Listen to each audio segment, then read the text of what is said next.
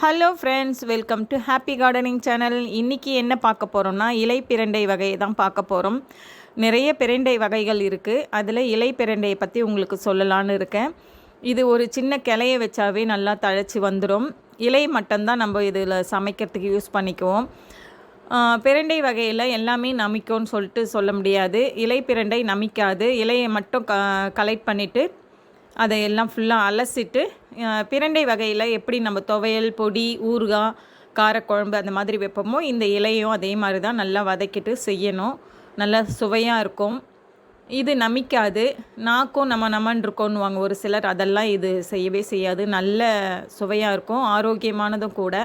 பிரண்டை எப்படி முட்டி வலியெல்லாம் இருக்காமல் இருக்குமோ, எலும்பெல்லாம் கூடி வரும்னு சொல்லுவாங்களோ, அந்த மாதிரி இந்த பிரண்டைக்கும் அந்த தன்மை இருக்குது. சுகர் கொஞ்சம் மட்டுப்படும். Okay friends, thank you.